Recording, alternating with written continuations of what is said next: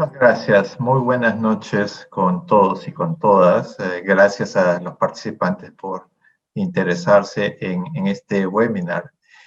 Déjenme darles la bienvenida en nombre del Centro de Investigación y la Escuela de Gestión Pública de la Universidad del Pacífico. En primer lugar, quisiera agradecer a los expositores y panelistas que vamos a tener hoy, así como a el moderador.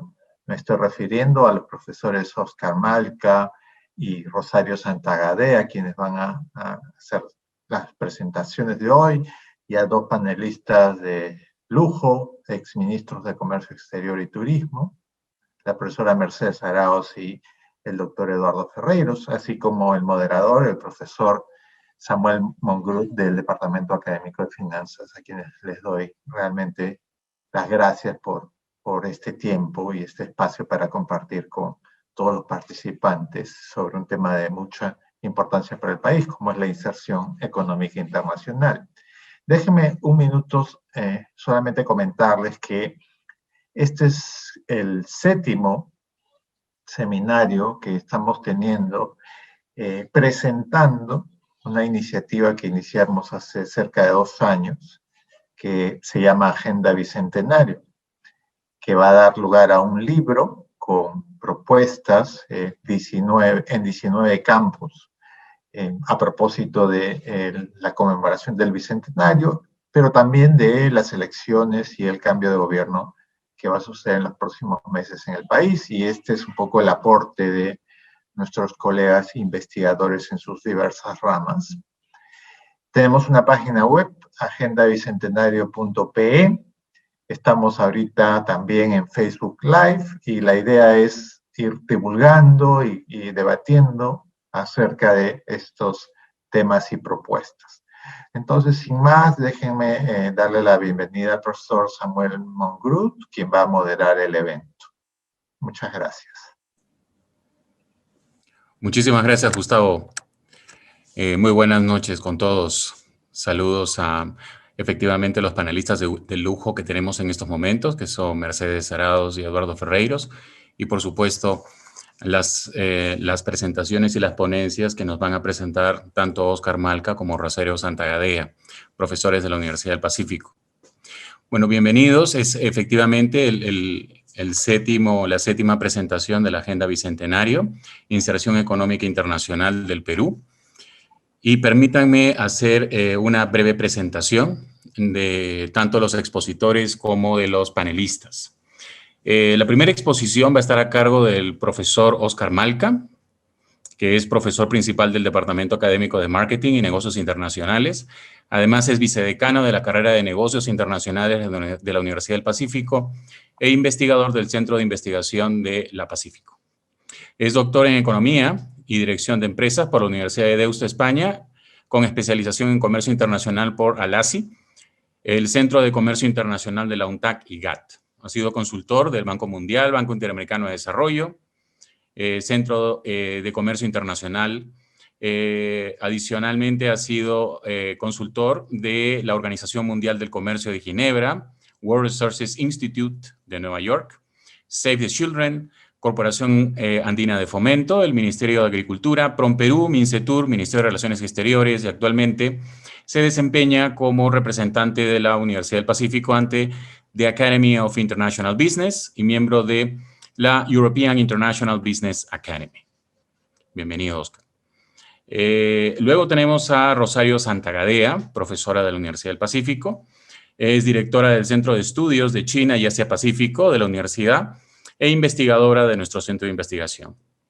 Es doctora y magistra en Economía Internacional por la Universidad de París-Ouest, Nanterre, La Défense, y bachiller en Economía por la Universidad del Pacífico. Ha sido fellow de Weatherhead Center for International Affairs de Harvard University, investigadora visitante de Shanghai Institute for International Studies en China.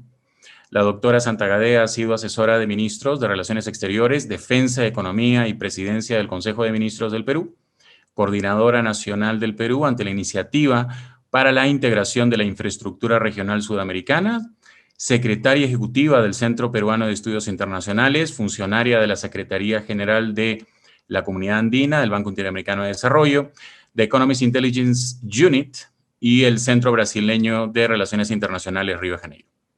Actualmente es coordinadora nacional de la Red Peruana de Estudios sobre Asia-Pacífico. Bienvenida, Rosario. Luego tenemos, dentro de los panelistas, contamos con la profesora Mercedes Arauz, que es economista con maestría y estudios doctorales de la Universidad de Miami, licenciada y bachiller en Economía por la Universidad del Pacífico. Tiene amplia experiencia en la labor de gestión pública y en la academia. Es profesora principal de la Facultad de Economía y Finanzas y de la Escuela de Gestión Pública de nuestra universidad. Ha sido vicepresidenta y congresista de la República, presidenta del Consejo de Ministros y fue la primera mujer en el Perú designada en el cargo de ministra de Economía y Finanzas. Entre el 2006 y 2009 fue ministra de Comercio Exterior y Turismo, donde negoció y firmó la mayor parte de los tratados de libre comercio del Perú. En el 2005 fue directora ejecutiva del Consejo Nacional de la Competitividad. Lideró el desarrollo del Plan Nacional de Competitividad 2005. Se ha desempeñado como representante del Banco Interamericano de Desarrollo en México entre el 2012 y 2015. Fue parte del grupo líder de Scaling Up Nutrition de Naciones Unidas y actualmente preside la iniciativa global Food Forever desde el 2018, promocionando la agrobiodiversidad y es parte del consejo directivo de Global Crop Diversity Trust, una organización internacional no gubernamental que trabaja para preservar la diversidad de cultivos y proteger la seguridad alimentaria. Bienvenida, Mercedes. Luego tenemos a Eduardo Ferreiros, es licenciado en Administración de Empresas por nuestra Casa de Estudios. Ingresó al Ministerio de Comercio Exterior del Perú en 1999, fue coordinador general de las negociaciones del Tratado de Libre Comercio con los Estados Unidos y ha participado en las negociaciones del TLC con más de 15 países. Participó en la creación de la Alianza del Pacífico e inició las coordinaciones de comercio internacional. Realizó el lanzamiento de la marca Perú, fue viceministro de Comercio Exterior y luego ministro de Estado en la cartera de Comercio de Exterior y Turismo en 2 oportunidades. Ha sido gerente general de la Sociedad de Comercio Exterior del Perú, Comex Perú. Bienvenido, Eduardo. Muy bien, después de haber hecho esta breve presentación de cada uno de los ponentes y de los panelistas, le voy a dar la palabra al profesor Oscar Malca, que tendrá unos 15 minutos para poder hacer su ponencia, y su ponencia es la promoción de exportaciones y los recursos y capacidades de las pequeñas y medianas empresas peruanas, contribución para su internacionalización. Adelante, Oscar. Muchas gracias a todos, muchas gracias, Sub, muchas gracias a nuestros brillantes panelistas. Charo, creo que va a ser una noche interesante y esperemos que las investigaciones lleven los aportes para complementar el esfuerzo de 2 exministros que han tenido una muy buena trayectoria en las carteras y nos han representado muy bien en su momento.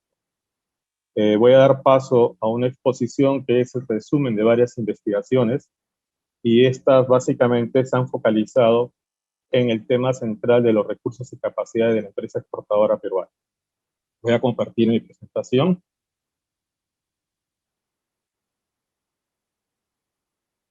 Ok.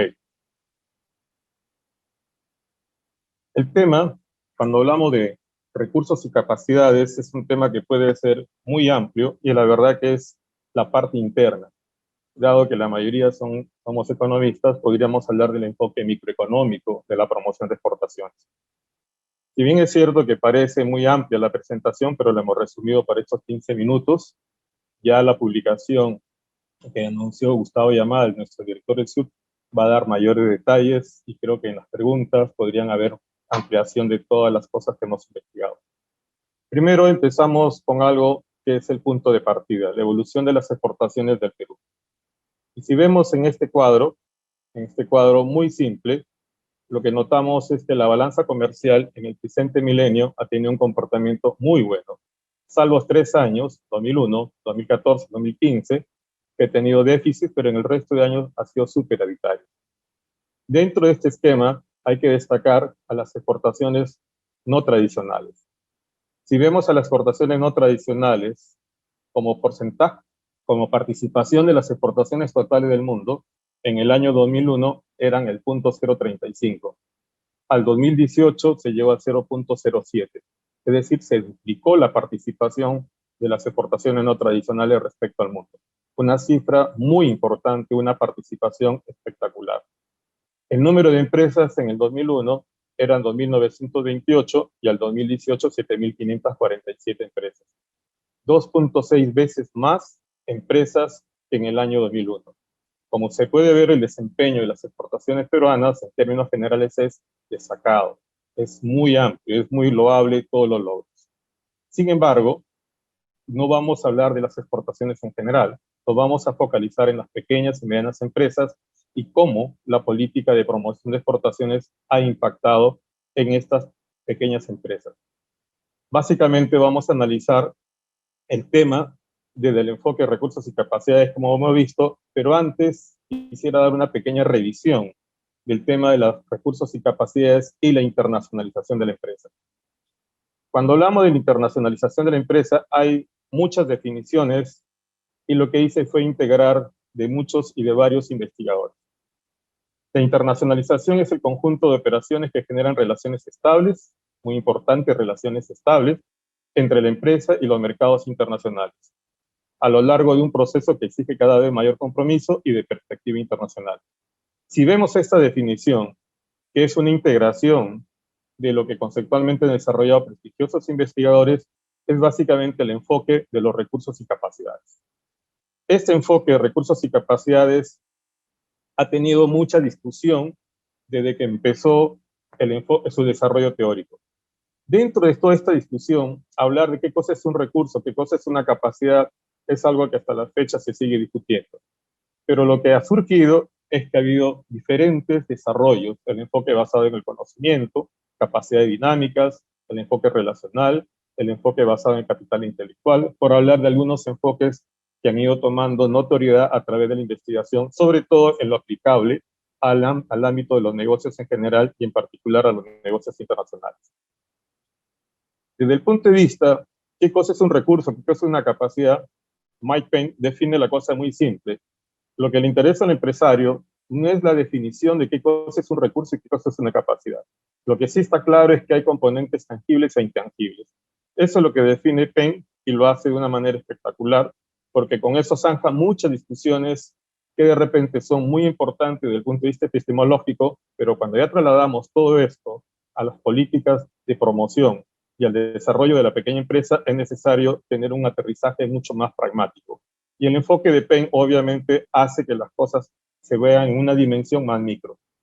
Pero Payne hace un buen esquema, una buena definición, pero Canals y Bartel aportan mucho más, de manera mucho más específica, estos detalles de recursos y capacidades al ámbito de la internacionalización.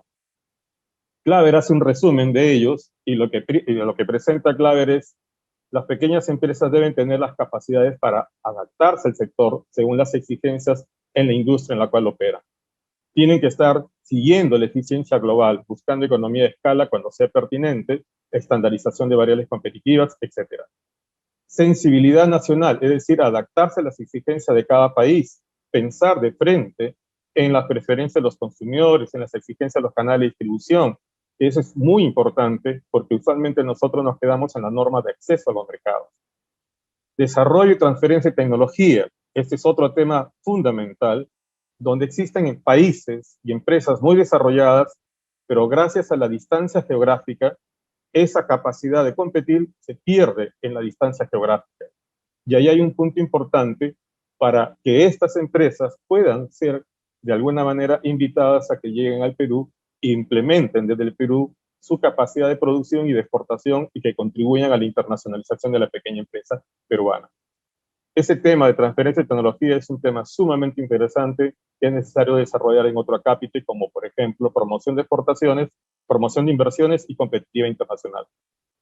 El tema fundamental de Claver es las capacidades organizacionales, porque todo desarrollo parte de estas capacidades. Y ese es el tema donde nosotros nos hemos centrado en la investigación. Michael Cincotta, tiene muchos trabajos, y especialmente el del año 96, con mucha claridad, y en un trabajo que fue muy difundido por el International Trade Center de Ginebra, él enfatiza mucho que la asistencia a la exportación debe estar en función a las capacidades de las organizaciones, a las características de la administración, todo eso en función al mercado internacional. Porque en la medida que la promoción de exportaciones se centra en estos recursos y capacidades, obviamente el desempeño exportador va a ser no solamente eficiente, sino tiende a ser sostenible, porque las máquinas se pueden depreciar, pero el capital humano se multiplica, y eso es muy importante cuando hablamos de recursos y capacidades.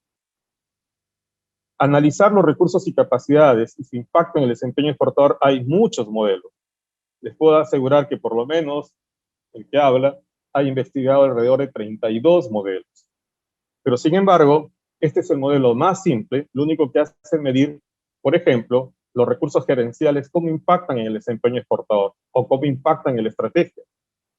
Nosotros tenemos muchas mediciones donde encontramos que en el caso de los países emergentes, el impacto es directo. Por ejemplo, los recursos gerenciales o la parte del conocimiento, los recursos basados en conocimiento, impactan directamente en el desempeño exportador y sin embargo impactan muy poco en la estrategia.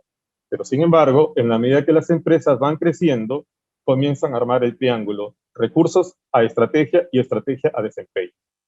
Pero este cuadro, esta gráfica, la pongo básicamente para que ustedes tengan una idea de cuánto se está investigando desde el enfoque de los recursos y capacidades y su impacto en el desempeño exportador. Ya la investigación aplicada en el Perú, hemos detectado diferentes oportunidades de mejora para las políticas de promoción de exportaciones.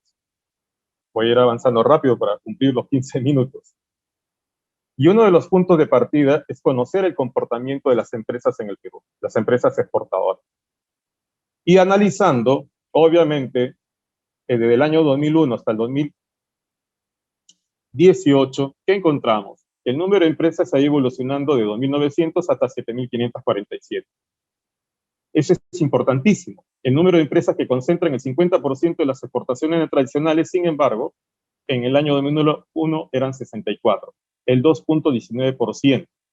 Sin embargo, en el 2018, la concentración pasa a 1.25%. Entonces, esto nos está diciendo algo. Muy bien por las empresas que logran destacar, pero ¿qué hay de las demás empresas? Cuando comenzamos a trabajar por sectores, en el periodo 2001-2008, que es uno de los periodos más importantes de crecimiento de las exportaciones de Perú, y lo contrastamos con el 2018, ¿qué encontramos? Que en el sector agroexportador, 26 empresas concentran el 50%, y en el 2018, 42. En prenda de vestir, 10 en ambos periodos, y en textiles, 5, y en el 2018 incrementó en 6 empresas. Entonces, la política de promoción debe preocuparse por el resto de empresas, no por estas que también tienen necesidad de promoción, pero el grueso está en las otras empresas. Cuando estudiamos ya el comportamiento de todas las empresas no tradicionales, también descubrimos que no todas tienen un esfuerzo continuo en los mercados. Y descubrimos que hay muchas empresas esporádicas. Y en el sector agroexportador, el 84,15% de las empresas son esporádicas. Es decir, un año exporta, otro año dejan de exportar, después de 2 años vuelven a exportar, y sabemos que eso tiene un costo muy importante que el Perú está sacrificando. En prenda de vestir, también el 85%, en textiles, el 89%. Entonces tenemos un fuerte componente de empresas esporádicas. Entonces ahí ya tenemos un principal objetivo. ¿Qué hacer para que las empresas esporádicas se vuelvan continuas? Ahí hay un principal objetivo que debería estar en el eje de la política de promoción de exportaciones. Pero acá ya por diferencia, por default nos sale que hay un 16% o un 15% de empresas que sí tienen continuidad. Entonces surgen 2 campos, empresas esporádicas y empresas que tienen continuidad. Dentro de las empresas esporádicas, en una encuesta que hicimos con el profesor Jorge Rubio, entrevistamos a las empresas esporádicas, hicimos un modelo muy simple de análisis factorial, y ¿qué encontramos? De un listado de variables homogeneizadas a nivel mundial y utilizando cuestionarios con alfa de Cronbach increíblemente cercanos a 0.97. ¿Ok? Lo válido para cualquier investigación de este tipo en términos definitivos es punto 7. A nosotros nos salían los alfas a partir de punto 9. ¿Qué encontramos? Que en el primer factor, las 5 primeras variables que impiden la continuidad de las empresas a nivel de los mercados internacionales, el factor idioma, diferencias culturales, fuerte competencia internacional, riesgo en la variación de tipo cambio y apreciación de la moneda peruana al momento que se hizo las encuestas. El segundo factor, falta de conocimiento del potencial de los mercados, falta el personal dedicado al planeamiento exportador, falta de conocimiento de los programas sobre asistencia exportadora, falta de información sobre las oportunidades para sus productos o servicios en el extranjero. Entonces, esto es lo que dicen las empresas a través de estas encuestas que fue publicado por el SIUP allá en el 2015. Todo esto está publicado y pueden consultar la metodología y el detalle de las investigaciones. Pero también nos preocupamos del otro elemento, de las empresas que sí tienen continuidad, de las empresas que son realmente exitosas dentro de la realidad peruana. Ya a estas empresas había que preguntarles si el éxito de su continuidad, si el éxito de su desempeño se debe a la política de promoción o a qué otras variables. Hicimos todo el trabajo, que también fue publicado en 2019, combinando como factores externos a la empresa la política de promoción de exportaciones y obviamente la experiencia de ellos más los recursos organizacionales de la empresa y cómo esto impacta en el desempeño exportador. ¿Qué encontramos? De la política de promoción de exportaciones, la única que tenía algo de significancia eran los programas relacionados a la movilidad comercial. Sin embargo, el desempeño exportador del año anterior, es decir, la experiencia de estas empresas, impactaban muy fuerte en los recursos organizacionales de la empresa e impactaban muy fuerte en el desempeño corriente.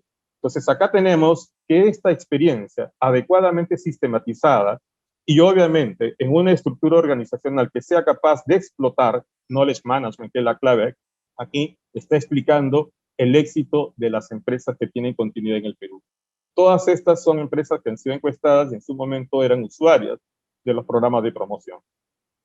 Pero también encontramos, ya haciendo un poquito más de análisis quirúrgico, entramos un poquito más a las capacidades gerenciales y comenzamos a analizar algo que es fundamental y que hemos encontrado en otras investigaciones, que también tiene que ver con los enfoques de recursos y capacidades, el capital relacional. Cuando una empresa se junta un exportador con un importador comienzan a interactuar. Esa interacción empieza con las normas relacionales. Pero esas normas relacionales pueden ser cultivadas y desarrolladas y llevarlo a un nivel más elevado entre la relación de la empresa exportador-importador. Y esa es la capacidad para construir relaciones. Medimos esto en las encuestas a empresas exportadoras que tienen continuidad y ¿qué encontramos? Que la capacidad para construir relaciones es muy importante. Tiene un efecto mediador fundamental. Toma la flexibilidad relacional, la potencia y tiene un impacto directo en el desempeño exportador. Entonces, estos dos trabajos, estas dos investigaciones nos está diciendo que la experiencia es necesario sistematizarla, pero también nos está diciendo que la persona que está al frente tiene que tener este elemento de gestión, de capacidad de relacionamiento, pero no es sencillamente de contactos, no es la parte soft skill, es un desarrollo estratégico donde la capacidad de relacionamiento está en función a ello. Eso es fundamental. Entonces, como hemos visto, hay dos componentes, empresas esporádicas y empresas que tienen continuidad. En resumen, alta concentración, bajas tasas de aprovechamiento de los acuerdos comerciales, está medido en diferentes investigaciones aplicadas al Perú, un comportamiento esporádico de las empresas exportadoras, en otras palabras, tenemos costos hundidos que no los estamos aprovechando, ¿ok? Existen muchas posibles explicaciones en diferentes investigaciones. Un ensayo, un trabajo que hicimos con el profesor Rubio en el 2015, lo que denota rápidamente es falta de capacidades. ¿Qué más encontramos? Hay un comportamiento general heterogéneo, esto es normal, pero las políticas de promoción de exportaciones tienen que tomar este comportamiento heterogéneo para diseñarlas. Por lo tanto, es necesario seguir investigando sobre estos temas, pero ya tenemos insumos para la política de promoción de exportación. Pero nosotros nos animamos a trabajar a nivel nacional con el apoyo de la Dirección de Regionales de Comercio Exterior, del Ministerio de Comercio y Turismo, INCETUR. Hicimos un trabajo muy interesante. El apoyo de la DIRCETUR y de las oficinas descentralizadas de PROMPERÚ fueron importantísimas para hacer este trabajo. Nos hicimos la pregunta, ¿qué es lo que sucede con las capacidades de exportación de las pequeñas empresas exclusivamente que están en provincias, no un mix de provincia con Lima? El objetivo era identificar y evaluar el estado de las capacidades, analizar su relación con la intensidad exportadora, y todas eran estrictamente pequeñas empresas. Trabajamos en 24 de las 26 regiones del Perú. Aplicamos la evaluación de Minervini, donde se mide la capacidad técnica industrial, la capacidad de información, la capacidad de comunicación y promoción, la capacidad de mercadeo, la estructura organizacional para la exportación y cómo ellos manejan la ingeniería de precios. Entonces, trabajamos todas estas capacidades y todas contra la intensidad exportadora. Hicimos en total 271 encuestas en 24 de las 26 regiones. Esto acaba de ser publicado, está difundido como, digamos, exposiciones en congresos, pero va a ser publicado en México ahora justo el próximo mes, entre mayo y junio van a salir esto publicado. Y estas son las 6 capacidades medidas. La capacidad técnica industrial versus intensidad exportadora es la que más se acerca a lo que debería tener como mínimo la empresa. ¿Esto qué significa? Que las capacidades tecnológicas solamente se están utilizando para cumplir con lo que nos dicen lo que tenemos que hacer y no vamos más allá. Aquí hay que trabajar mucho lo que es investigación, mucho lo que es transferencia de tecnología y cómo relacionar esto con las estrategias de las empresas. La capacidad de información, obviamente, esta sí está muy lejos. La capacidad de comunicación y promoción, más lejos aún. La capacidad de mercadeo, lejos. La capacidad, la estructura organizacional, la estructura interna, miren ustedes, está muy por debajo. Y obviamente la capacidad de manejar precios en los contextos internacionales, igual por debajo. Entonces, esta encuesta nos dice que las 6 capacidades típicas de las pequeñas empresas es un punto de trabajo que debería ser el eje, uno de los ejes de las políticas de promoción de exportación. Entonces, con todo esto, ¿qué conclusiones podemos sacar? Es urgente fortalecer las capacidades de las empresas exportadoras. Y es necesario segmentar las políticas, porque las empresas que tienen continuidad tienen necesidades diferentes de las empresas esporádicas. Analizar el comportamiento de los mercados y los productos a través de ANSOC y BCG. Bueno, no quiero hablar de cosas técnicas, pero son herramientas para clasificar a las empresas, allá a los mercados y a los productos. Entonces ahí nos va a salir qué estrategias deberían tener aquellos productos peruanos que ya tienen muchos años en determinado mercado. Entonces, si tenemos un producto que tiene 5 o más años de presencia en determinado mercado, las estrategias de promoción para ese producto van a ser diferentes de aquellas que recién están ingresando a los mercados o que están aún por consolidarse. Dada la realidad de las pymes peruanas, ¿ok? El manejo idiomático, si bien es cierto, una fuerte limitación, pero es importante trabajar el modelo de Uppsala, que lo que plantea el modelo de Uppsala es intensificar las exportaciones en aquellos mercados donde tengamos menor distancia cultural. Y es muy importante hacer un trabajo pero muy riguroso desde el punto de vista estadístico. Trabajar modelos causales. No es suficiente los modelos econométricos. Es importante combinar la econometría con la psicometría. En otras palabras, trabajar ecuaciones estructurales. Y para eso, las universidades están al servicio, para darle sostenibilidad científica a las políticas que el Estado necesite. Sugerencias. Es necesario complementar estos estudios con diferentes estudios que ya la universidad viene desarrollando, trabajar con otras universidades, porque tenemos el mismo objetivo, sostenibilidad de las exportaciones de los países emergentes. Fomentar el desarrollo de investigación del más alto nivel. Yo creo que en el SUB tenemos una excelente referencia para, de alguna manera, apoyar a las políticas del Estado. Es necesario analizar el impacto de los programas de movilidad comercial, aquello que de alguna manera tuvo algo de significancia, pero hay muchas preguntas respecto a la eficacia y la eficiencia de los programas de movilidad comercial. Esto de manera muy resumida y apretada, y los invito a leer la publicación que próximamente va a sacar el CIU. Muchas gracias.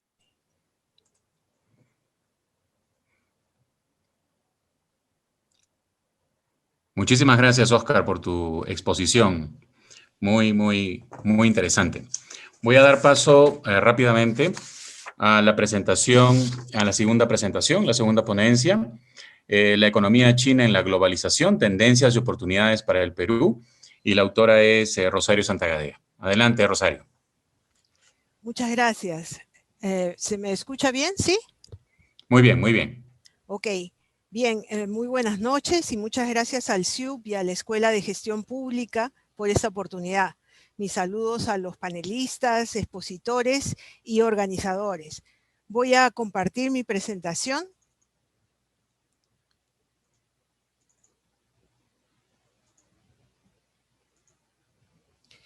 Bien, este estudio que voy a presentar es parte de una investigación más amplia denominada China y Asia-Pacífico en la globalización, tendencias y oportunidades para el Perú, que está disponible como documento de trabajo en la página web del Centro de Estudios sobre China y Asia-Pacífico de la Universidad del Pacífico, que me honro en dirigir. El capítulo que presentamos ahora trata sobre la parte más específica relativa a la economía china, pero el documento de trabajo es más amplio en el sentido que incorpora también una aproximación de Asia-Pacífico y una comparación de la performance de las 16 economías de Asia-Pacífico con respecto al Perú, con algunos indicadores de productividad y competitividad. En el presente año, en que celebramos el bicentenario de la independencia nacional, se cumplen también 50 años de la apertura de relaciones diplomáticas entre el Perú y la República Popular China. Cabe, por tanto, preguntarse cuál es la agenda de esta relación para las próximas décadas y cuáles deberían ser nuestras prioridades en Asia-Pacífico. Ambas preguntas están relacionadas debido al papel central que tiene la relación económica con China en el marco de nuestra inserción en Asia-Pacífico. A fin de formular propuestas en este sentido, el estudio que hemos realizado ha buscado aportar elementos de conocimiento sobre la transformación de la economía china y su rumbo futuro, así como su estrategia económica internacional. De esta forma, el método adoptado no ha sido estudiar la relación Perú-China en sí, sino analizar la evolución de la contraparte china, a fin de identificar elementos y tendencias que el Perú podría aprovechar para diseñar una estrategia que conduzca a renovar sustantivamente el patrón tradicional de sus relaciones con China. Pues si bien hemos avanzado hacia una cierta mayor diversificación, dichas relaciones están caracterizadas todavía principalmente por la exportación de materias primas y la inversión en sectores extractivos. Un segundo aspecto a resaltar sobre el método adoptado en este trabajo es que hemos estudiado a China no desde el punto de vista de las oportunidades de mercado, sino desde la perspectiva de los resultados de su estrategia de desarrollo. De allí se deducen elementos para enriquecer la agenda de las relaciones recíprocas de manera que contribuya al cambio estructural en el Perú. En este sentido, nuestras principales conclusiones son: primero, la transformación económica de China y su proceso de ascenso en las cadenas globales de valor abre oportunidades para el Perú. China se ha convertido en la segunda economía del mundo después de Estados Unidos.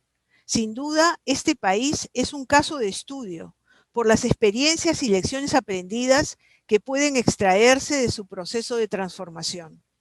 Su fortaleza se basa, entre otros aspectos, en ser la economía que ha tenido el mayor crecimiento de la productividad en Asia-Pacífico, como podemos ver en el gráfico de la izquierda, que marca el crecimiento de la productividad en China desde el inicio de los años 80, luego de las reformas económicas implementadas en dicho país.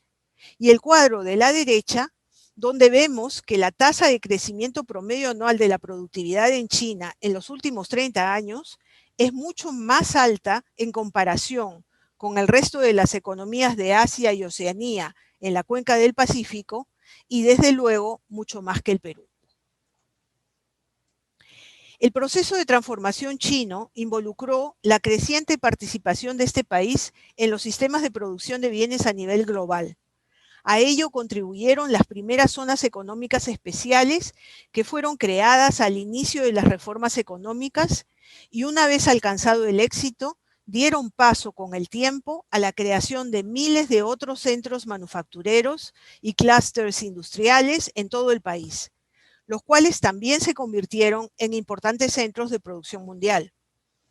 En 2019, China contaba con 2.543 zonas económicas especiales que representan casi la mitad de las que existen en el mundo, lo cual revela su importancia para atraer inversiones e incentivar exportaciones.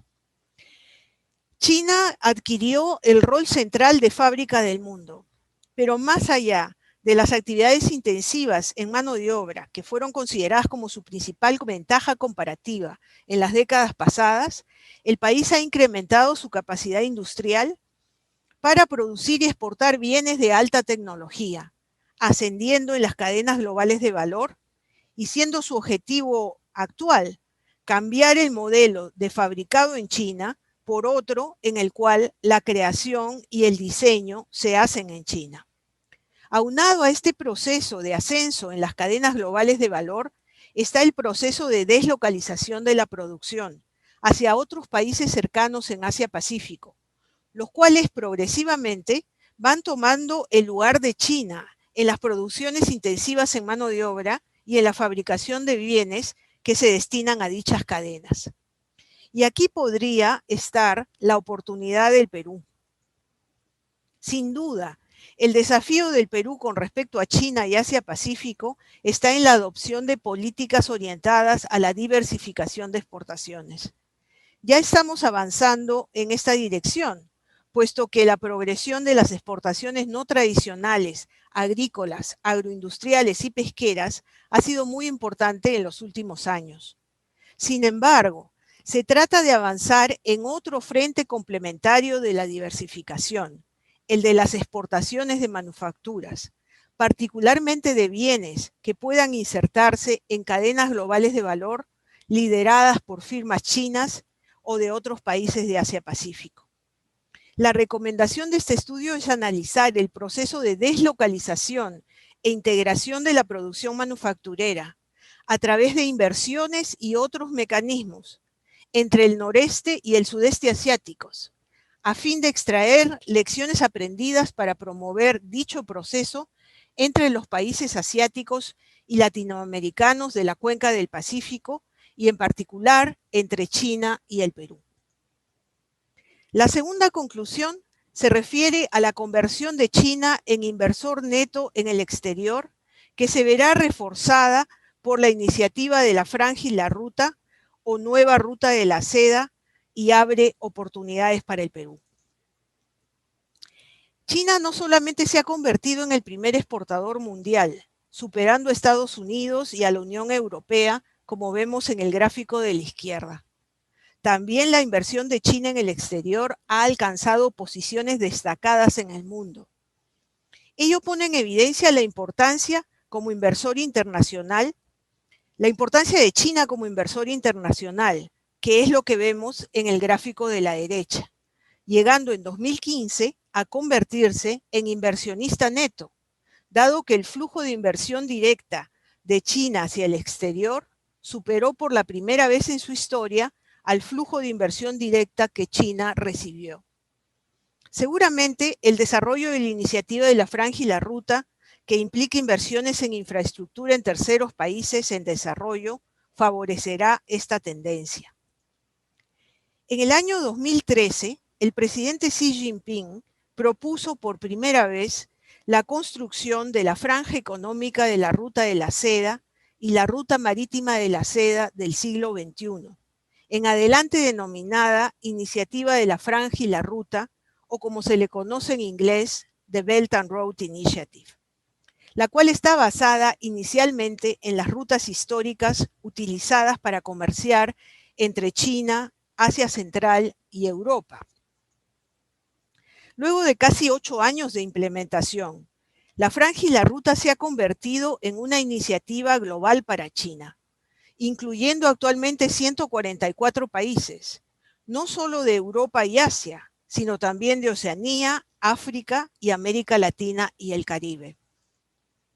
Hace ya casi 2 años, el 25 de abril del 2019, Perú y China suscribieron el Memorándum de Entendimiento sobre la cooperación en el marco de la iniciativa de la Franja Económica de la Ruta de la Seda y la Ruta Marítima de la Seda del siglo XXI, con lo cual los países de América Latina y el Caribe en la iniciativa suman actualmente 19. Conviene, por tanto, que el Perú profundice su análisis sobre este tema y defina más específicamente su estrategia de implementación. Se suele pensar que esta iniciativa es únicamente un plan de China para invertir en infraestructura en terceros países, pero el concepto clave son los corredores económicos, que no solo implican infraestructura, transportes, energía y comunicaciones, sino también producción, incluyendo zonas económicas especiales y otros instrumentos para facilitar la participación en las cadenas globales de valor. Es decir, se trata de construir corredores económicos, no de hacer proyectos de infraestructura aislados. Este elemento es clave para la estrategia que el Perú podría implementar. Estos son, en la diapositiva, los 6 corredores económicos iniciales de la iniciativa, vinculando China con países de su entorno. Sin embargo, en la actualidad ya se tienen identificados en diversas partes del mundo 35 corredores económicos y otros proyectos que catalizan y dan soporte a la conectividad en el marco de la Franja y la Ruta, dando cuenta de la gran expansión del ámbito de esta iniciativa. Puesto que el énfasis debería estar en la conectividad con China, consideramos que la extensión de la Franja y la Ruta América Latina supone en realidad la extensión al Pacífico de la ruta marítima de la seda del siglo XXI. Por tanto, es necesario impulsar el rol potencial que puede jugar el Perú en la conectividad transpacífica y trabajar en las condiciones para que pueda convertirse en un hub del comercio internacional entre China y América del Sur. Por ello pensamos que debe actualizarse permanentemente la estrategia peruana en esta materia y también seguir impulsando la conectividad aérea. De otro lado, también se plantea el tema de la conectividad digital, a través de, entre otros, un cable submarino transpacífico entre Asia y Oceanía y América del Sur, con un hub digital en nuestro lado del Pacífico. América Latina no tiene conexión directa con Asia para la transmisión de información y datos como se ve en este mapa. Sin embargo, Chile ya está avanzando significativamente en esta dirección, buscando convertirse en el hub digital de Sudamérica. En suma, la extensión de la Franja y la Ruta a América Latina debería implicar trabajar en el establecimiento de uno o varios corredores económicos transpacíficos, con proyectos de infraestructura que tengan impacto en las relaciones transpacíficas e incluyan los aspectos logísticos y los proyectos productivos asociados a ellos. Nuestra agenda con China podría enriquecerse con estos temas, pero dentro de una estrategia clara a diseñar sobre la viabilidad, características y beneficios que tendría un potencial corredor económico transpacífico Perú-China. La tercera conclusión de esta investigación es sobre las metas al 2050. En 30 años más, ¿cómo se proyecta China? ¿Y cómo se proyecta el Perú? ¿Podemos converger? El desarrollo que China espera alcanzar puede ser un motor que contribuya al desarrollo del Perú. ¿Cómo lograrlo? Creemos que la transformación de la economía china y la participación del Perú en la iniciativa de la Franja y la Ruta son una oportunidad para plantear este tema. El gobierno chino ha establecido las llamadas metas de los 2 centenarios. La primera de ellas es construir una sociedad modestamente acomodada para el presente año, en el que se celebre el aniversario número 100 de la fundación del Partido Comunista Chino. La segunda meta, con mayor ambición, es convertir a China en una nación plenamente desarrollada y avanzada para el año 2049, en el cual se celebran los 100 años de la fundación de la República Popular China.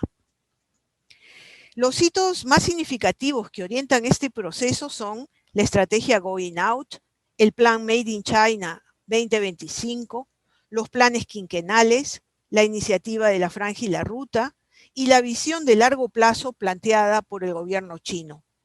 Todo ello contribuiría al ascenso de China como la primera economía del mundo. Por parte del Perú, necesitamos definir con mayor precisión cómo queremos insertarnos en la economía global. La propuesta que sugiere nuestro estudio es evaluar la posibilidad de diseñar un plan estratégico de inserción económica internacional al 2050, que tendría la ventaja de generar un enfoque integral y multisectorial para el proceso de internacionalización de la economía peruana.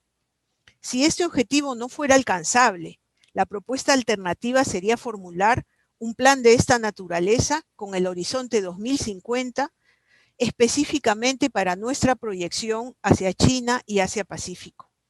En lo que respecta a China, la iniciativa de la Franja y la Ruta podría ser la oportunidad de abordar el diseño de dicho plan, que además debería tener el aporte no solo de las instancias públicas, sino también del empresariado y de la academia. Cuarta conclusión, y con esto termino. Al abordar el análisis sobre la llamada guerra comercial entre China y Estados Unidos, la conclusión a la que llegamos es que lo que está en juego en esta carrera es el liderazgo tecnológico mundial en el largo plazo. Siendo así, este conflicto tiene bases estructurales que difícilmente se solucionarían con un acuerdo comercial. Las dos principales potencias del mundo compiten, al fin de cuentas, por el liderazgo global. En este contexto, los países en desarrollo tenemos todo interés en reforzar las instituciones multilaterales como espacios de colaboración y resolución de conflictos. De allí que es importante también revitalizar la cooperación y la integración económica en Asia-Pacífico, con el propósito de asegurar que esta zona se mantenga como la más dinámica del mundo y que la pertenencia del Perú a la cuenca del Pacífico sea cada vez más un factor promotor de su desarrollo. La transformación e internacionalización de China es uno de los aspectos fundamentales en la evolución de Asia-Pacífico, lo que amerita repensar nuestra estrategia de proyección internacional de largo plazo hacia esta zona. Muchas gracias.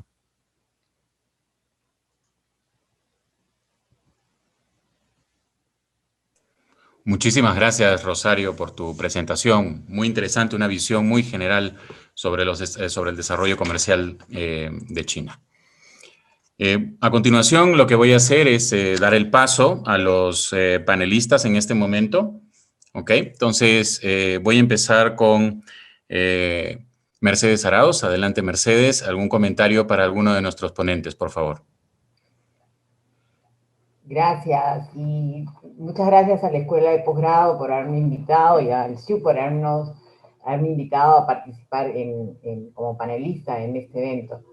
En particular, quiero hacer algunos comentarios diferentes, porque uno está mirando el trabajo de Oscar, está mirando, digamos, cómo el apoyo de las agencias de promoción comercial, como es el caso de ProPerú, pueden abocarse a mejorar las capacidades que tienen las empresas en su llegada al mercado internacional. Entonces es un tema mucho más operativo, mucho más enfocado a ese logro, ¿no? La mirada que nos plantea Charo, que creo que es muy interesante, es justamente cómo podemos comenzar a hacer un planeamiento estratégico hacia el 2050, pensando en nuestra inserción internacional, que eso va a arrasar y arrastrar a todas las demás actividades que hay en temas de planeamiento, porque a mí me preocupa más bien que nos hemos olvidado de planear en el Perú, y estoy haciendo un paper alrededor de ese tema, de planear y llevarlo a hacer políticas públicas, y llegar a realmente, ¿cómo se llama?, poder lograr que en esas políticas públicas se traduzcan en bienestar mayor en nuestra población. Y esto es parte de lo que estamos viendo cuando comparamos el modelo de desarrollo de China con lo que es el modelo de desarrollo de Perú, que no es lo que nos muestra muy, muy bien hecho Charo en su paper, ¿no? Creo que son temas que hay que resaltar porque justamente el reto que nos pone es, oye, ¿cómo planeamos? Comenzamos a pensarlo. Hoy día, en ese momento, están hablando los candidatos al gobierno desde el próximo año, desde este año, perdón, y estos temas no están en el debate. Lamentablemente, los temas que están en el debate son de muy corto plazo y sin miradas de largo plazo, y eso implica cómo vamos a lograr mayor capacidad de bienestar en nuestra población de verdad, ¿no? Entonces, cuando Charo nos pone un reto súper interesante, o sea, cómo nos insertamos esta ruta de la seda de manera a través del océano, el Transpacífico. Bueno, China ya lo decidió, antes que nosotros. Y bueno, nosotros lo hemos aceptado, me tocó a mí estar en Davos y firmar el acuerdo con la llegada de lo que es el nuevo hub logístico, que significa el puerto de Chancay, que es un puerto multipropósito, que tiene todas las posibilidades de ser un hub para toda la región, no solo para el Perú, sino también un hub para todo el espacio sudamericano de este lado de la costa. Si nosotros pensamos y nos abocamos a un desarrollo desde los temas urbanos, los temas de transporte, o sea, por eso el tema de la carretera de cortas distancias que iba hasta Barranca y a Ica, podría incorporar inclusive la mirada de llegar inclusive hasta el puerto de Marcona para integrar esos puertos, ¿no? Y mirando Marcona, podemos comenzar a pensar en el tren que sería dentro del corredor minero, donde están las principales empresas mineras potenciales y reales, como es Las Bambas, un tren que podría ayudarnos a corregir. Eso es mirar estratégicamente cómo debemos hacer la infraestructura. No es un plan simplemente para recoger actividades ya planeadas o proyectos ya presentados, sino mirarlos con ese enfoque de atender estas demandas posibles y atendernos y acercarnos al mundo del Asia-Pacífico, ¿no? Obviamente Chile ya nos ganó con el tema de su propuesta de llevar el corredor digital, pero creo que debemos estar muy atentos a ese tema, ¿no? Para ver si estamos integrados también. Ahora, yo quisiera hacerle un par de preguntas a Charo, por eso me he metido, pero a hablar primero de su trabajo. Creo que es interesante ver lo que significa la actitud de China frente a lo que era la alianza, el área de libre comercio de la PEC. China ha liderado el RCEP, que es el que ya se ha firmado y actuado, y nosotros firmamos el CPTPP, que todavía no ha entrado en vigencia para nosotros, que implicaría realmente, es más profundo en su integración, pero de todas maneras implica, a nosotros en el RCEP no nos han considerado, somos los países que estamos fuera de ese espacio, y creo que hay que ver cómo podemos integrarnos también a ese programa para formar parte de esas cadenas globales de valor, si es que hay alguna posibilidad. Y usando nuestras herramientas gracias a que tenemos el Tratado de Libre Comercio con China. Entonces, la pregunta sería, ¿cómo compatibilizamos esos dos espacios? El otro tema que me llama la atención y quisiera preguntar es, las cadenas globales de valor, y China está deslocalizándose, como bien lo has dicho, en parte es por la guerra comercial entre Estados Unidos y China. ¿Esto va a continuar? ¿Hay una posibilidad después del COVID que volvamos a retomar a una concentración de las fábricas a China? ¿O es que realmente debemos aprovechar esa oportunidad de atraer estas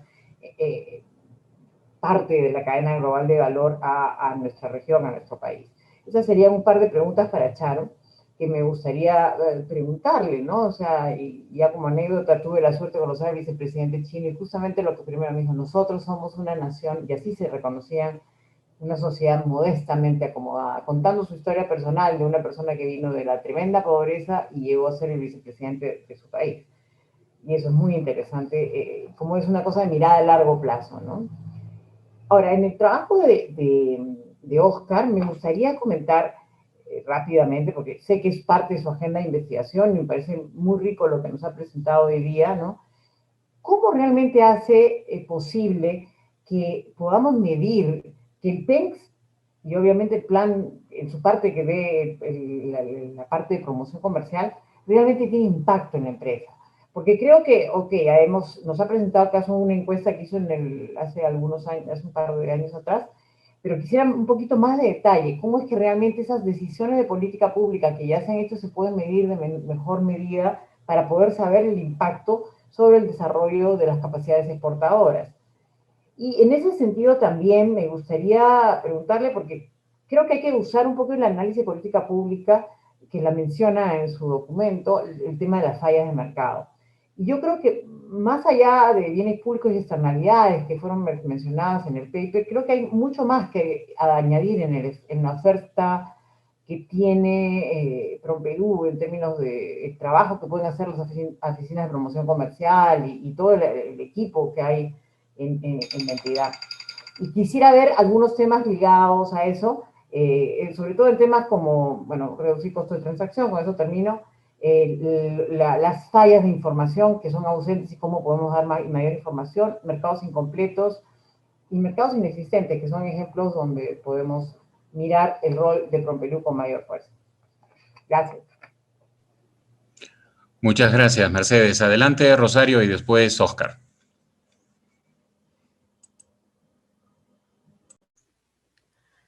Meche, muchas gracias. Muchas gracias por tus comentarios. Me alegra que coincidamos en esa línea de trabajo. Mira, la primera pregunta tiene que ver o comentario tuyo tiene que ver con el asunto de el RCEP, ¿no? El Regional Comprehensive Economic Partnership, que es este acuerdo que acaba de suscribir China en Asia-Pacífico, incluyendo básicamente a los asiáticos, ¿no? Porque es el noreste y el sudeste asiático, que están ahí incluidos. En total me parece que son 15 países. Y por otro lado está el CPTPP, que fue precedido, ¿no?, por el TPP, pero que pasó a constituir este otro grupo sin Estados Unidos y que se dio a llamar CPTPP. Me parece que mencionaste por qué no nos han considerado, ¿no?, en el acuerdo de China con los otros países asiáticos. En realidad, me parece que es una cuestión que no tiene que ver con una exclusión, ni mucho menos, sino que tiene que ver con la manera como se ha ido gestando ese acuerdo, ¿no? Que básicamente son los países de la ASEAN, de la Asociación de Países del Sudeste Asiático, que tenían acuerdos comerciales bilaterales con los países del noreste, ¿no? Con China, con Japón, con Corea. Esos acuerdos se han multilateralizado, ¿no? Pero un poco la condición para ser parte de este RCEP es que se tengan acuerdos con ASEAN. Y nosotros en realidad todavía me parece que no tenemos con todos ellos, ¿no? Entonces ahí hay un camino que yo creo que hay que ir explorando, ver efectivamente la conveniencia mayor o menor de insertarse también en este nuevo acuerdo comercial. De hecho, hay países que están en el CPTPP y están en el RCEP, o sea, están en los dos. Por ejemplo, el Japón, ¿no?, que está en ambos. Entonces, ¿por qué no pensar estar en ambos? Es algo que debe estudiarse y identificar la viabilidad y el beneficio que tendríamos de hacer eso. Como tú bien sabes, ¿no?, digamos, la ventaja de los acuerdos plurilaterales o multilaterales con respecto a los bilaterales es que abren una ventana de oportunidad mayor en el sentido justamente de aspectos como la acumulación de origen, ¿no? Al permitir que sean tratados como insumos nacionales todas las producciones de los países miembros del acuerdo multilateral. Y eso es una cosa muy positiva justamente cuando uno lo que quiere es promover la inserción de las producciones de un país en las cadenas globales de valor. Entonces, me parece que tenemos todo interés, así como es muy claro, de estar en el CPTPP, de explorar, ¿no?, qué es lo que significaría y cuáles serían los requisitos, en fin, las condiciones en las cuales tendríamos que avanzar para unir esfuerzos con el RCEP. Y en cuanto a la aspiración, claro, mayor, que es la de construir la zona de libre comercio de Asia-Pacífico. Recientemente, APEC ha llegado en el año 2020 justamente a la fecha en la cual, de acuerdo a las metas originales que se establecieron, debería ya haberse hecho la zona de libre comercio de Asia-Pacífico, pero no está hecha todavía, ¿no? Y entonces ahora mismo se está hablando de la visión post-2020 o la visión 2040. Pero manteniendo eso, ¿no? Como uno de los objetivos, ¿no? Manteniéndolo como uno de los objetivos principales, la integración económica de la zona de libre comercio de Asia-Pacífico, que también se pensaba que sus dos pilares principales iban a ser justamente el TPP y el RCEP. Entonces, es un camino que se está construyendo por bloques o por partes, ¿no? Y al cual el Perú debe mantener efectivamente, yo comparto su atención. En cuanto a las cadenas globales de valor, yo pienso que este es un proceso de largo plazo, o sea, es un proceso que precede el impacto de la pandemia, ¿no? Esto es esta deslocalización de la producción, de producciones que antes hacía China hacia otros países de su entorno, ¿no? Para China moverse más arriba en las cadenas globales de valor, agarrando producciones con más tecnología e innovación para las producciones con más contenido de fuerza, digamos, intensivas en mano de obra, deslocalizarlas, ¿no? Ese es un proceso que viene de antes. Y yo no creo que será revertido una vez que termine la pandemia. Por el contrario, creo que este proceso intraasiático se fortalecerá, ¿no? El reto en realidad para nosotros es cómo hacer para trasladar eso a las relaciones transpacíficas, porque en realidad es un proceso intraasiático. Entre el noreste y el sudeste, ¿no? Pero ¿cómo hacer para trasladarlo a las relaciones transpacíficas? Y ahí no corremos con ventaja, porque uno de los temas principales, por ejemplo, que podrían ser, que deberían ser examinados, es qué tanto impacta la distancia geográfica para poder pensar esa deslocalización de la producción y esa integración de cadenas productivas entre los dos lados del Pacífico. Segundo, lo importante que es para ese tipo de cadenas de suministro, etcétera, la sincronía y en la cadena, justamente en la producción. Y lo que eso significa para un partner como somos nosotros, con un alto componente de informalidad, ¿no? En su aparato empresarial.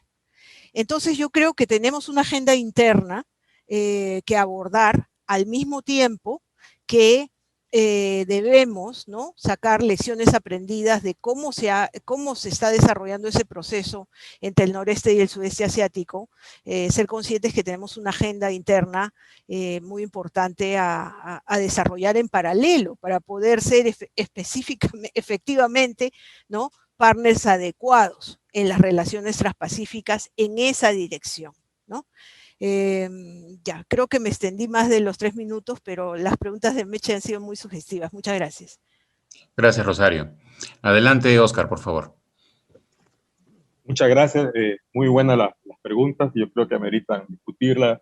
Hay que discutir bastante. Y efectivamente, hay muchos puntos que no están en las agendas de los candidatos y creo que son muy importantes estos temas a debatir con mucha profundidad.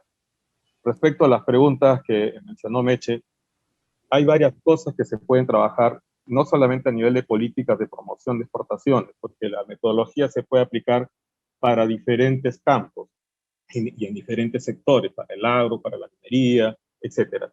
Una de las formas, cuando trabajamos políticas de promoción de exportaciones, nuestra preocupación era, dentro del PENS al 2025, en el pilar estratégico, a nivel estratégico, y básicamente el pilar 4, generación de capacidades para la internacionalización y consolidación de una cultura exportadora. Este tema era uno de los temas que a nosotros más nos interesaba, desde el punto de vista cómo ver si los objetivos estratégicos del PEN iban con los objetivos estratégicos de la empresa exportadora del Perú. Entonces, comenzamos a revisar literatura a nivel internacional. Obviamente, ya sabemos que hay que trabajar con journals indexados, los de primer cuartil, etcétera, y encontramos que ya se aplicaban, para efecto de mediciones de desempeño exportador, ya se aplicaban modelos psicométricos, es decir, cómo piensa la gerencia, cómo formula sus objetivos, no solamente la parte cuantitativa, sino también la parte cualitativa. Esta parte, de la parte psicométrica, se junta con la econométrica y da origen a lo que llamamos ecuaciones estructurales. El tema de las ecuaciones estructurales lo que busca en esencia es básicamente establecer relaciones de dependencia entre variables. Y no quiero ahondar en este tema porque es bastante estadístico, pero en resumen lo que nos puede permitir es establecer causalidades. Si una medida efectivamente está generando la consecuencia que se busca, por ejemplo, si las políticas de promoción de exportaciones están explicando el desempeño exportador, o qué otras políticas o qué otras capacidades están explicando el desempeño o los resultados de la empresa. Por ejemplo, esa fue una investigación que fue publicada en el 2019 en el Small Business Economy. Y fue una investigación donde se trabajó con 95 empresas usuarias de los programas de promoción de exportaciones del Perú, con un detalle, que tengan continuidad en los mercados internacionales. Y contrastamos si las políticas de promoción o las capacidades de ellos, de la propia empresa, cuál de las dos, si ambas o una de ellas, estaban impactando en el desempeño exportador. Para eso utilizamos modelos causales como las ecuaciones estructurales. Entonces, y esto nos permite medir si efectivamente hay un impacto. Y estos son cuestionarios que hay que trabajar, pues hay que identificarlos adecuadamente, porque no es un tema simple de agarrar cualquier pregunta. Hasta la formulación de la pregunta hay que validarla, y uno de los mejores indicadores para ver si la pregunta mide lo que supuestamente se quiere medir son los alfa de Cronbach. Al final de cuentas, lo que va a mandar es la significancia y los R cuadrados, pero eso es lo que se ha hecho en todos los modelos que hemos trabajado. También se ha trabajado otros modelos estadísticos como modelos factoriales para saber del listado de variables que se supone que afecta al desempeño de la empresa, cuál de esas variables son las más importantes. Y cuando se le pregunta a los empresarios, a cada uno de ellos de manera individual, y se le muestra el listado de variables, las que están en la literatura a nivel mundial, de estudios en Asia, estudios en Europa, en Estados Unidos, y algunas variables que se les pone de Perú, más otras que ellos puedan identificar. Y casi siempre salen que las variables ya estudiadas son las que explican los problemas que tiene la empresa. Y Perú no era ajeno a ello. Lo que va a variar entre un país y otro es la combinación.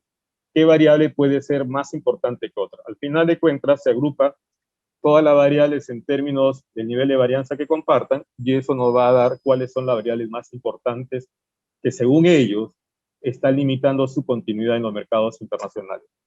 Entonces, estos estudios empiezan con los estudios de comportamiento de la empresa. Por ejemplo, agrupar cuáles son las empresas que tienen continuidad y las que no tienen continuidad. Felizmente, las bases de datos hoy día permiten trabajar toda esa información a nivel de los RUTs y establecer, obviamente, en un horizonte temporal, cuáles son las empresas que entran y salen, que son las esporádicas, y cuáles son las empresas que tienen continuidad. No inferir de inmediato por qué salen, sino más bien, después de haberlas clasificado, preguntarles a estas empresas, a las que son esporádicas, por qué no tienes continuidad. Y ahí es donde sale el estudio de obstáculos a la continuidad de la pyme peruana. Y ahí está publicado y ahí están las listas de las variables que salen producto de la encuesta. Y a las empresas que sí tienen continuidad, les preguntamos cuál es la clave de su continuidad. ¿Por qué la continuidad de ellos? ¿Okay? ¿Se debe a las políticas de promoción o se debe a los recursos y capacidades de ellos? Y la única política que tiene cierta significancia salió la de movilidad comercial. La de información comercial y la de lo que es capacitación no tenían significancia. Y una de las cosas claves que hemos encontrado en países equivalentes a nosotros, como el caso de México, Colombia y Chile, en un grupo muy pequeño de empresas, que también lo estamos notando en Perú, es algo que se llama, en la teoría de internacionalización de la empresa, empresas que tienen comportamiento EMO. ¿Qué cosa es EMO? EMO son las siglas de Export Market Orientation. Es decir, si las empresas están o no orientadas a los mercados de exportación. Eso se mide. Hay tres variables que miden el comportamiento EMO, si las empresas están o no orientadas. La primera variable es si las empresas generan información que solamente ellos saben cuál es la información que necesitan. Segundo, si esa información que han generado la diseminan al interior de la empresa. ¿Ok? Y tercero, la capacidad de respuesta. ¿Qué hacen con toda esa información? Entonces, el comportamiento emo de generar, diseminar esa información y tener una capacidad de respuesta es uno de los insumos más importantes para la formulación y la gestión de la empresa. Entonces, ahí viene el tema, formulación y gestión estratégica de la empresa. Las que tienen comportamiento emo sí estamos notando que sí tienen éxito en la continuidad. Sin embargo, encontramos que muchas empresas que exportan productos derivados de las ventajas comparativas, que hemos hecho un grupo especial de estas empresas, encontramos que no tienen un comportamiento emo, sino más bien son empresas que reaccionan ante la invitación del importador que viene a Perú, nos busca, compra, etcétera, y más bien es la gestión del importador la que está explicando de alguna manera la continuidad de algunos productos, aunque las empresas pueden ser diferentes. Entonces, eso ya lo tenemos investigado y ahorita está en revisión un documento próximo a ser publicado, está en plena revisión, donde estamos detectando que las normas relacionales, la generación de inteligencia comercial y la proactividad exportadora sí tienen impacto en el desempeño exportador. Pero las políticas de promoción no están yendo a cultivar ni a fomentar las normas relacionales. Tampoco están haciendo un esfuerzo para complementarse en lo que verdaderamente necesitan de inteligencia comercial las empresas con las que el Estado está generando. Y en la parte de proactividad, que hay muchas variables para medir la proactividad, tampoco sabemos si las políticas de promoción van ad hoc para los productos y los mercados o van de manera general. Entonces, por eso es que había una pregunta que yo hacía, que es necesario medir la eficacia y la eficiencia de los programas de movilidad comercial. Si participar en ferias tan importantes a nivel mundial en cierto tipo de industrias están generando bienestar o no están generando bienestar en el comportamiento de las empresas exportadoras. Porque al final de cuentas, toda empresa exportadora implica tributos y toda empresa exportadora implica empleo. Y la continuidad lo que va a hacer es garantizar la tributación, el empleo, pero aún más, la continuidad también nos va a llevar a incrementar participación en los mercados. Y eso es muy importante. La participación en los mercados debería ser la variable con la cual deberíamos medir cómo nos está yendo los mercados internacionales, no solamente la tasa de crecimiento. Y la participación hay que verlas por los mercados en los cuales ya tenemos una vieja relación, mercados antiguos, con mercados nuevos, porque las políticas van a ser distintas para mercados antiguos que para mercados nuevos. Entonces, este es un panorama y el eje principal con el PENS es básicamente con el pilar 4, generar capacidades para la internacionalización. Gracias por la pregunta, Meche. Bueno, muchísimas gracias, Oscar.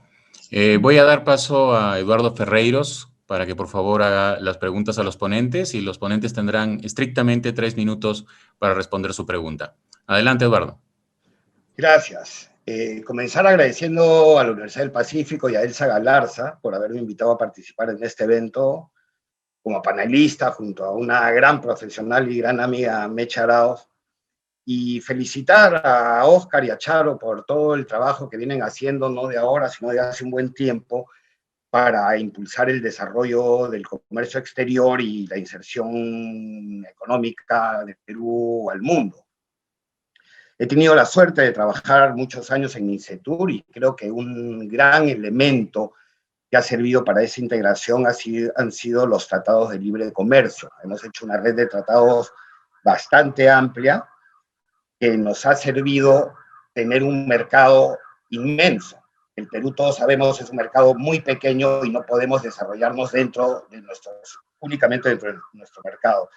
Entonces, haciendo estos tratados de libre comercio y ampliando el mercado al que tenemos acceso para poder exportar nuestros productos, la forma es cómo utilizamos esos tratados. Y es lo que llamábamos, hemos construido la gran carretera para poder exportar, pero ahora hay que tener los carros listos y afinados y preparados para usar esas carreteras efectivamente. Entonces, yo sí quiero entrar y primero terminar el tema de la agenda del Tratado de Libre Comercio, que muchos dicen que ya acabó, todavía no ha acabado. Falta terminar un Tratado de Libre Comercio con la India, que pronto va a ser el país con mayor población, más que la China.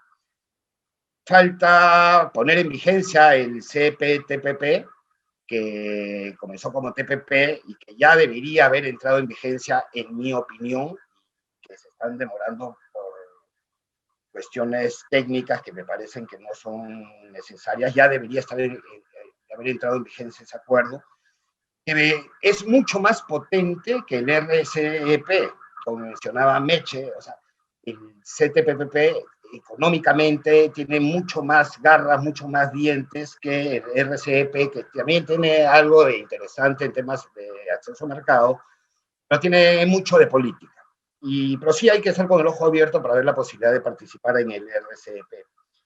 Pero dicho eso, por más que capacitemos a empresas, que ayudemos a las empresas para que se mantengan en el mercado, que les apoyemos con la ruta exportadora, ¿qué es lo que tenemos que hacer para exportar más? Exportar más, si ya tenemos el Tratado de Libre Comercio?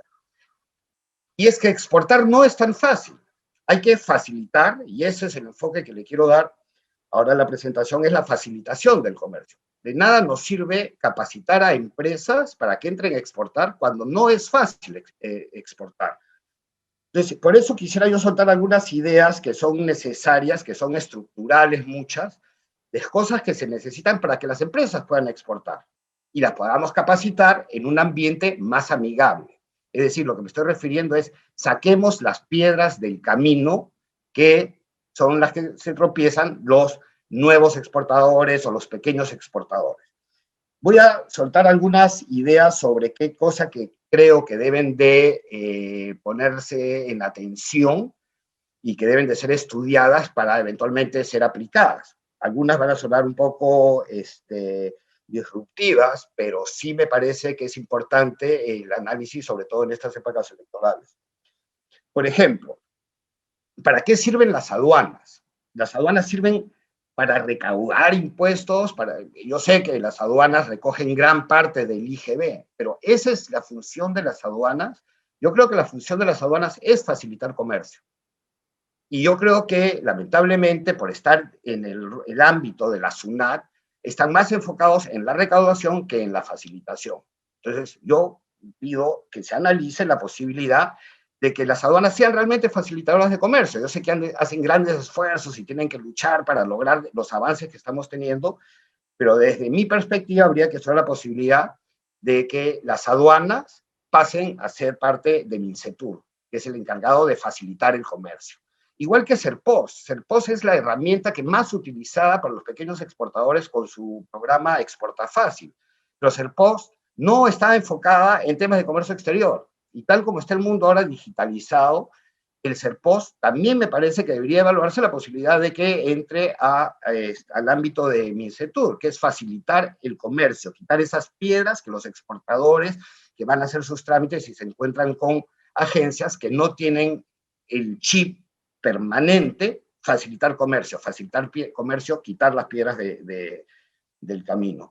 Otro tema que me parece interesante que se discuta son las agencias sanitarias, que son las encargadas de dar permisos, autorizaciones y regulaciones. Y estoy hablando, por ejemplo, acá nosotros tenemos DIGESA, tenemos DIGEMIT, tenemos ANIPES, tenemos SENASA, cuando podríamos unificar, obviamente potenciar.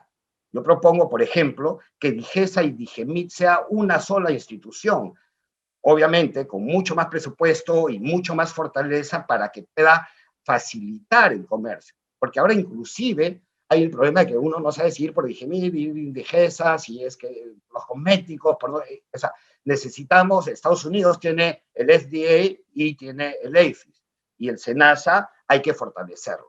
Entonces, yo sí creo que hay que poner atención a estas agencias que participan en el comercio exterior, pero que no están a la altura no a la altura, sino que no tienen la potencia como para facilitar comercio. Y repito, lo que tenemos que ahora es quitar piedras del camino para que sea fácil exportar y que no tenga las dificultades que está teniendo, por más que se ha avanzado con proyectos como la ventanilla única y otros, ¿no? Por otro lado, hay que trabajar en la reducción de costos logísticos. Muchas veces entrar al puerto con una mercadería, retirarse, hay unos sobrecostos inmensos. Entonces hay que trabajar en eso, hay que mejorar, como también mencionaba Meche y varios de los expositores, la infraestructura de carreteras, puertos, aeropuertos, ferrocarriles, trenes. Hay que mejorar la conectividad del país. Y ahí también tenemos que hacer grandes avances y que todos los ministerios que tienen bajo su responsabilidad estos elementos, como en general, vamos a decir, la infraestructura necesaria, sea importante, ¿no? El financiamiento de las pequeñas empresas me parece importante, por más que hay programas como CEPIMEX y FOGEM, necesitamos estudiar la forma en que la pequeña empresa pueda tener mayor acceso al crédito. Ahora se hace a través de la banca privada, que también tiene su propio capital y que evalúa mucho las cuestiones de riesgo. Dejo el tema ahí como para estudio. La digitalización del comercio es importantísima. La ventanilla única es una relación digital que va mejorando entre la empresa y el Estado, pero la digitalización de empresa a empresa es absolutamente necesario mejorarlo, ¿no? Y contar con elementos como que son de promoción, como la ruta exportadora que ya existe, pero que hay que hacerla más efectiva para que pueda llegar y capacitar a los exportadores. Pero repito, de nada me sirve capacitar a alguien para llevarlo a exportar cuando exportar tiene un montón de piedras en el camino, ¿no? Sobre el tema de Charo, que me parece muy interesante y básicamente es ese acercamiento con el Asia-Pacífico y en particular con la China. Nosotros hemos avanzado bastante con los tratados de libre comercio con los países del Asia, como Singapur, Corea y la China sobre todo. El TLC con la China se firmó durante la gestión de Meche Arauz. Pero ahora es terminar de negociar y poner en vigencia la profundización del TLC con China. ¿Y qué cosa me parece importante que hay que profundizar? Es básicamente el tema de inversiones, que en ese momento, cuando se negoció, China quería un capítulo de inversiones no muy fuerte, pero ahora que China, como lo menciona Charo, es un inversionista internacional neto, captar inversión china en el Perú y no únicamente en industrias extractivas. Por ejemplo, ¿qué cosa podría haber servido?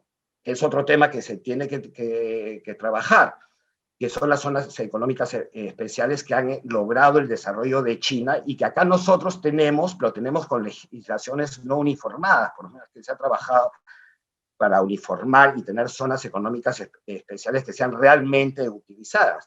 Yo me pregunto, ¿qué hubiera pasado si es que hace 10 años se hubiera hecho esa unificación y más amigable la participación en zonas económicas especiales y hubiéramos logrado, por ejemplo, inversiones chinas, ya sea en Paita, en Tacna, en Hilo, en Matarani, donde tengamos nosotros, por ejemplo, producción tecnológica, que el Perú no tiene producción de tecnología y China la tiene y cada vez es mejor. Instalarse en una zona económica especial para producir productos de tecnología, pero también inclusive manufacturas. En estos problemas entre Estados Unidos y China, si China estuviera instalada ya en el Perú con sus inversiones de manufacturas, su ingreso a Estados Unidos no hubiera tenido problemas. Entonces tenemos nosotros que profundizar el Tratado de Comercio con China, que han habido bastantes avances en el capítulo de inversiones para que China pueda tener inversiones más seguras y protegidas, o sea que ya la tiene todo el mundo porque necesitamos trato nacional, pero sí es importante buscar esa presencia de industrias chinas en sectores no extractivos, ¿no? Eso me parece importante, hay que trabajarlo, porque cualquier país que se instale en el Perú puede acceder a toda la red de mercados que el Perú pueda tener. Y el caso tecnológico, inclusive, me adelanto en que sí yo estaría de acuerdo en un régimen especial como en su momento se hizo con el agroexportador, que no existía la agroexportación y ahora estamos siendo un gran país agroexportador ya después de un tiempo y ya ese régimen ya puede ser analizado, pero si no hay industria productiva de tecnología en el Perú, yo sí estaría de acuerdo en analizar un régimen de promoción para la exportación de tecnología. Bueno, por otro lado, el tema de que nos expone Oscar es muy interesante, que es básicamente cómo hacer que las empresas permanezcan en el mercado exportador. Muchas entran y salen, ¿no? Entonces, ahí sí me parece importante las propuestas que ha hecho Oscar. Yo sí pienso, primero, que no todas las empresas tienen que ser exportadoras. No hay ninguna razón para que todas las empresas sean exportadoras.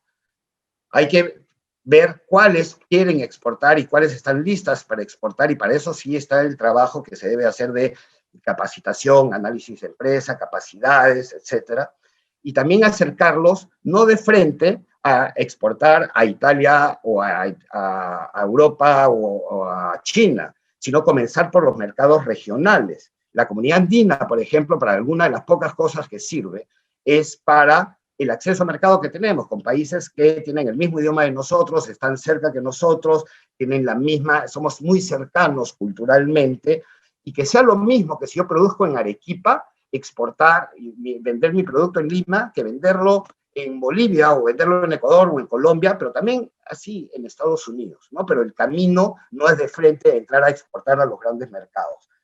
Y básicamente eso, poner atención en que ya la carretera está construida y ahora el trabajo es quitar las piedras del camino para facilitar el comercio.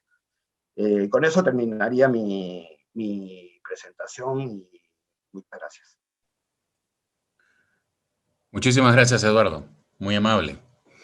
Bueno, voy a pasar directamente a las preguntas del público para que algunas están dirigidas a nombre propio y otras son generales, como para que puedan escoger, puedo ir, digamos, asignando una pregunta a cada uno.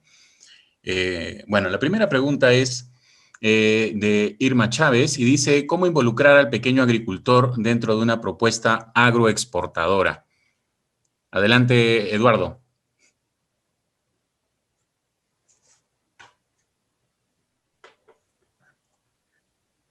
Disculpa, ¿podrías repetir la pregunta? Con todo gusto. No te preocupes. ¿Cómo involucrar al pequeño agricultor dentro de una propuesta agroexportadora? El pequeño agricultor tiene limitaciones de capacidad de exportar grandes cantidades. Entonces, ahí estamos hablando del pequeño exportador en la costa peruana o en la zona andina. Entonces, lo que yo sí pienso es que es muy difícil de un pequeño agroexportador pueda trabajar y exportar a mercados nuevos si es que no trabaja junto a otros pequeños exportadores. La asociatividad me parece fundamental para los pequeños exportadores y eso tiene que trabajarse con, digamos, se crean, y hay ejemplos de eso, empresas que recogen las exportaciones de pequeños exportadores y realizan una sola exportación, ¿no? Aparte de, básicamente, quiero insistir en esto, quitar las piedras en el camino que existen con los trámites y la burocracia, o sea, al pequeño exportador, y yo sí creo que en la zona andina hay gran oportunidad de exportación, el pequeño solo no va a crecer mucho, porque no tiene la economía de escala. Entonces yo sí creo que la asociatividad acompañada de programas desde el Estado que acompañen y los ayuden a crear esa asociatividad, los puede llevar a mercados internacionales, ¿no? Y sí creo que el potencial agroexportador del Perú es inmenso, somos la gran despensa del mundo, podemos llegar a hacerlo, y tenemos productos que el mundo está dispuesto a pagar más por el precio que se venden en otros países, porque son productos que ya son lo que llamamos nosotros los superfoods, ¿no? Productos que sirven para el buen vivir, para el buen comer, que sirven para la salud, ¿no? Muchas gracias, Eduardo, muy amable. Segunda pregunta, esta pregunta es de Edward Santos para Mercedes Arauz. ¿Qué se debería modificar en la política de exportación actual para que contribuya a la exportación más al crecimiento del Perú? Yo creo que hoy día, en términos de la libertad para exportar y participar, yo creo que estamos bien, hemos abierto mercados, como bien dijo Eduardo, pero los grandes problemas vienen en las trabas burocráticas que existen para exportar, como bien lo mencionó Eduardo también. Es muy difícil para cualquier empresario comenzar a emprender, ¿no? O sea, a sacar productos, a comenzar inclusive el hacer una, eso no es novedad para nadie, ¿no? Pero empezar a hacer una empresa cuesta tiempo, puede ser fácil hacerlo, pero tiene muchas trabas desde los temas laborales. Y no digo que no tengamos que respetar los derechos laborales, pero les ponemos trabas hasta para el registro. O sea, ese es el tema, el tipo de cosas que deberíamos evitar, ¿no? Los problemas que tenemos en medidas sanitarias y fitosanitarias, que teníamos una entidad que era la SENASA de muy buena calidad, pero también otra vez la hemos burocratizado, y así vamos contando, ¿no? Entonces creo que una política exportadora implica un trabajo que yo creo que el PROMPERÚ lo hace, de conocer y hacer una correcta investigación de mercados y trasladar esa información a los posibles proveedores, pero el siguiente paso es cómo le hago la vida más fácil a esos proveedores lleguen a esos mercados. Y creo yo que tenemos que tener mirada otra vez estratégica. Sin infraestructura, muy difícil.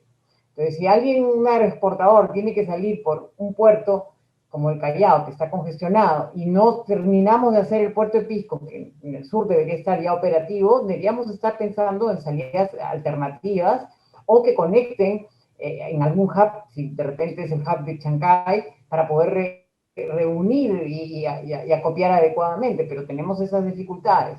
La misma ley de cabotaje se demoró años para ser aprobada. Y el otro tema que es importantísimo en la exportación, es que es la exportación de servicios. Nos demoramos más de 10 años en hacer la ley. Más de 10 años. Porque yo era ministra de Comercio cuando lanzamos la iniciativa. Estamos hablando del 2006 o una cosa por ahí, 2007. Y fue aprobada en el 2016 o 17, ya si no me equivoco. O sea, es 10 años para operar. Tendríamos proyectos un proyecto de irrigación como más de Sigua, 10 años que se dio la primera concesión en el 2020, de 2010 al 2020 todavía más de Sigua no se firma la última adenda que hay que firmar. Entonces, ahí tendríamos más capacidades agroexportadoras, por ejemplo, ampliamos la gama de posibilidades con muchísimo empleo. Y así vemos cómo vamos atorando las cosas en el camino y sin mirada de largo plazo. Creo que hay que arreglar el tema de planeamiento de largo plazo para poder realmente mirar nuestra estrategia exportadora hasta el año 50. Y creo que por ahí tenemos que empezar. Creo que la sugerencia de Charo es una muy buena sugerencia, ¿no? Pensar en largo plazo. Muchas gracias, Mercedes. Aquí hay una pregunta de Julio Chan, que es para Oscar Malca. En realidad la pregunta está propuesta de la siguiente manera. ¿Serán capaces las pymes peruanas de superar todas las debilidades mencionadas para poder ser exportadoras exitosas?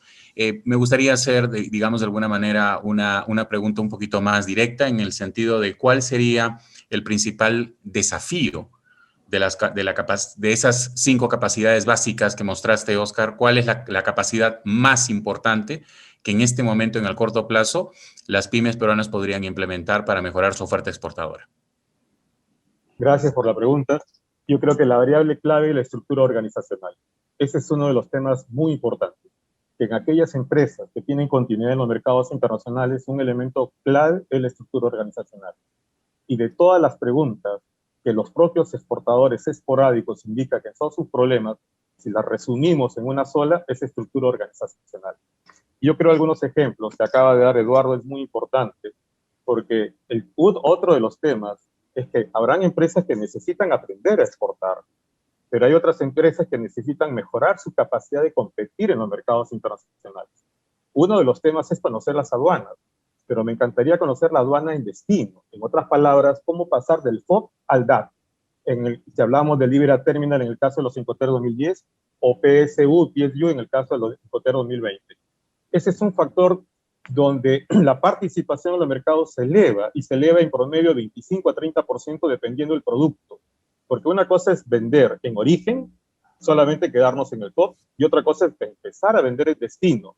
Hay muchas empresas con apoyo de sus gobiernos, que obviamente hay todo un programa atrás, que identifican qué empresas deberían estar en el mercado de destino. Si hay alguna empresa que tiene X años exportando tales o cuales productos a tales o cuales mercados, y vemos que las tasas, los márgenes son muy elevados, no para el exportador FOB, pero sí para el que está trabajando la distribución en destino.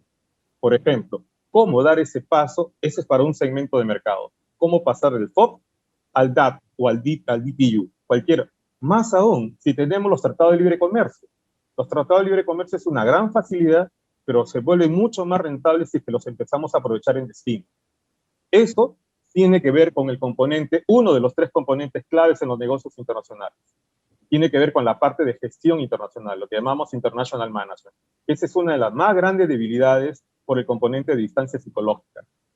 Si la pequeña empresa peruana tiene problemas para exportar, al parte de los problemas de infraestructura, como decía Edith Penrose decía, si dos empresas están bajo el mismo entorno, porque a una le va mejor que a otra, entonces comienza a encontrar las explicaciones. Y una de las explicaciones más importantes que encuentra Edith Penrose, y después Cadogan la traslada a la parte internacional, es justamente en la gestión internacional. ¿Okay? Porque teniendo todos los elementos en contra, las mismas empresas y los mismos elementos positivos, porque a una le va mejor que a otra. Y Cadogan, en la parte internacional, es la capacidad de gestionar a nivel internacional. Y para las pequeñas empresas nuestras, ¿por dónde empezar? Por aquellos mercados que ya la escuela sueca lo resolvió hace muchísimos años en negocio internacional, aplicar el gradualismo, el modelo de Uppsala. Nosotros tenemos un paper publicado donde demostramos que para exportar confecciones hay muchas oportunidades tanto en México como Colombia y en Chile, también en el Mercosur, específicamente en Brasil y Paraguay.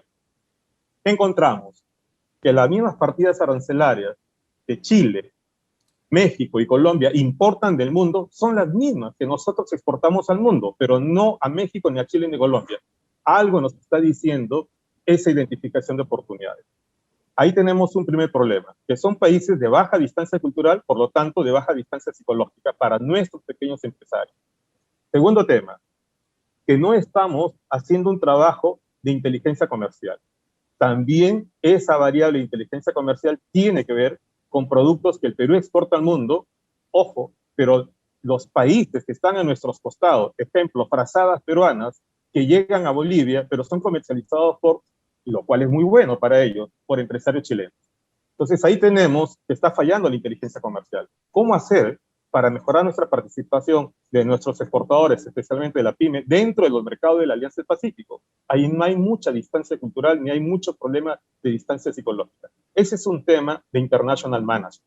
Obviamente, la figura cambia cuando hablamos de empresas que ya tienen años exportando, que son muy destacadas y que requieren otro tipo de apoyo. Por ejemplo, cómo mejorar su capacidad de investigación y desarrollo. Hay un tema de relacionamiento con los principales centros de innovación y tecnología que existen en diferentes partes del mundo. Necesitamos hacer el match, que el Estado facilite el encuentro entre las empresas exportadoras e importadoras, pero a través de proyectos de transferencia de tecnología. Esto es muy importante. El otro tema, al margen del tema de International Management, el otro tema es cómo la empresa evoluciona.